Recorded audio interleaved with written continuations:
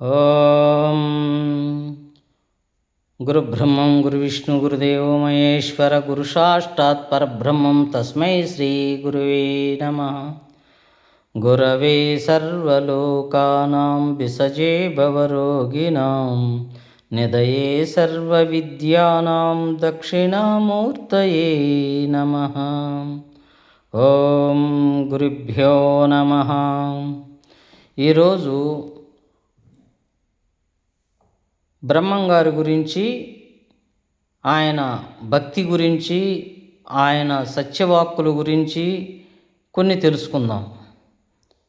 ఏమనగా, బ్రహ్మంగారి కుమారుడు ఆ రోజుల్లో జీవసమాధి అయిన తదుపరి వాళ్ళు కులస్తుల కాడికి వెళ్తారన్నమాట.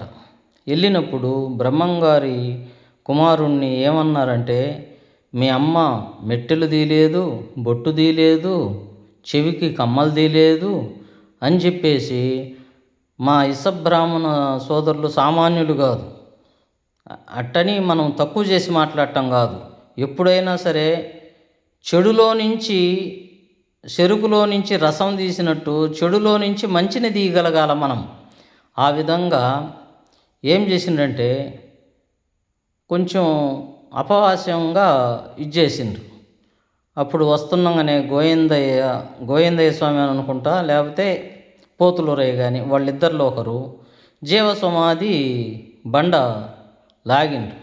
లాగాకు ఇంకొకరైతే, నువ్వు భస్మం అయిపోయేవాడివి, నువ్వు కుమారుడివి కాబట్టి అక్కడ జరిగిందంతా నాకు తెలుసు కాబట్టి నిన్ను నేను క్షమిస్తున్నాను. ఏంది భస్మం కాకుండా నువ్వు పోయి ఫలాని దిక్క చింత చెట్టు కింద నువ్వు తపస్సు చెయ్యి. తపస్సు చేసినప్పుడు నీ అంటే సంవత్సరానికి ఒక్కాపే కదా చింతకాయలు కాసేది. అప్పుడు ఆ చింతకాయ ఆయన ఒళ్ళో పడాల. ఆయన ఒళ్ళో పడినప్పుడు అప్పుడు శాపం విముక్తి అవుతుంది అని చెప్పేసి బ్రహ్మంగారు స్వామి చెప్తారు. అంటే చూడు, కొడుకును కూడా ఆయన క్షమించలేదు, ధర్మానికి బద్ధుడయ్యిండు. నేను బ్రహ్మంగారి భక్తుడిని అని చెప్పుకోవటం కాదు, సత్యవంతంగా నడవగలగాల. సత్యంగా నడిస్తే చాలు. ఆయనని కొలిసినట్టే, ఆయన అడుగుజాడల్లో నడిచినట్టే. ఊరక నేను బ్రహ్మంగారి భక్తుడినని ఊరక మాటలు మనం చెప్పుకుంటే అది కరెక్ట్ కాదు. ఎవరమైనా సరే నేను ఒక విధానము అంటే దానికి సంబంధించిన సత్యవంతంగా మనం నడవగలగాల. పొద్దున్న లేసి ఏయో మాట్లాడుకుంటా నేను బ్రహ్మంగారి భక్తుడిని అంటే అది కరెక్ట్ కాదు.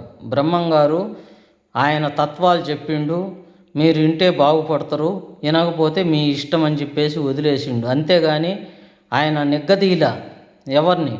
మీరు ఈ విధంగా బతకమని మంచి మాటలు చెప్పి ఆయన జీవసమాధి అయ్యిండు. కుమారుణ్ణి కూడా సత్యవంతంగా నడిచేటట్టు చేసిండు బ్రహ్మంగారు. అలా మనం కూడా ఆయన భక్తులు అనుకుంటే కాదు, కొంచెమన్నా మనం ఆయన అడుగుజాడల్లో నడిచేటట్టు ఉండాలి. కొంచెం, ఇది కలియుగం, సంపూర్ణంగా మనం నడవలేము. కొంతైనా సరే ఎవరికి ఇబ్బంది పెట్టకుండా నువ్వు సాయం చేయబనిలే, ఏం చేయబనిలే, ఒకరిని నువ్వు కాపాడబనిలే, సత్యవంతంగా ఒకరిని అనకుండా, ఒకరిని ఇబ్బంది పెట్టకుండా నడుచుకుంటే చాలు. హరి ఓం. శుభం.